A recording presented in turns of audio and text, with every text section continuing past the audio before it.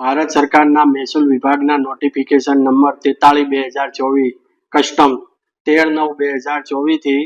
આયાત ડ્યુટીમાં વધારો કરવામાં આવેલ છે, જેમાં ક્રૂડ સોયાબીન ઓઇલ છે, ક્રૂડ પામ ઓઇલ છે, ક્રૂડ સનફ્લાવર ઓઇલ છે, તેમજ રિફાઇન્ડ પામ ઓઇલ છે, રિફાઇન્ડ સનફ્લાવર ઓઇલ છે અને રિફાઇન્ડ સોયાબીન ઓઇલની મૂળભૂત કસ્ટમ ડ્યુટીની અંદર વધારો કરવામાં આવેલો છે. ભારત સરકારનો આ જે નિર્ણય છે એ સ્થાનિક કક્ષાએ જે ખરીફ સિઝનની અંદર તેલબિયાનું ઉત્પાદન લેતા ખેડૂતોને સારા ભાવ મળી શકે તેના માટે આ નિર્ણય લેવામાં આવેલો છે. પરંતુ હાલ બજારની અંદર ખાદ્ય તેલ અને ખાદ્ય તેલાબના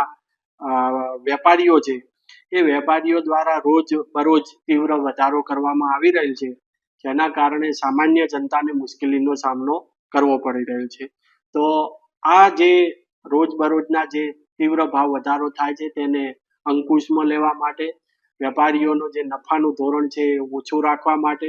સંગ્રહખોરીની આડમાં વધુ પડતો નફો ન વસૂલે જેવી તમામ બાબતોને ધ્યાનમાં રાખી પંચમહાલ જિલ્લાના જે ખાદ્ય તેલ અને ખાદ્ય તેલબિયાના સ્ટેક હોલ્ડર છે, વેપારીઓ છે,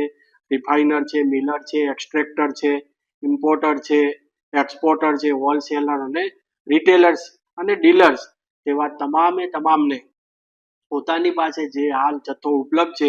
એ ઉપલબ્ધ જથ્થો છે એ દર શુક્રવારે જાહેર કરવા માટે જે પોર્ટલ ભારત સરકારે લોન્ચ કર્યું છે એ પોર્ટલની વિગત પણ આપવામાં આવેલી છે. તેમજ તમામ વેપારીઓએ કોઈ વધુ પડતી કોઈ સંગ્રહખોરી કોઈ પણ પ્રકારની સંગ્રહખોરી ન કરે, સાથે સાથે તમામ જથ્થો જેટલો પણ આયાત છે તમામ આ પોર્ટલ ઉપર ડિક્લેર કરે દર શુક્રવારે, જેવી જે જરૂરી સૂચનાઓ આપવાની થતી હતી તે તમામ સૂચનાઓ આપવામાં આવેલ છે. જે વેપારીઓ પોર્ટલ ઉપર જથ્થો નહીં દર્શાવે તે જ્યારે અમારી પુરવઠાની તપાસણી ટીમ જશે અને જો પોર્ટલ ઉપર વિગત દર્શાવેલી નહીં હોય અને જો જથ્થો મળશે તો તમામ જથ્થો 100% સીઝ કરવામાં આવશે અને આગળની નિયમ અનુસારની કાર્યવાહી કરવામાં આવશે.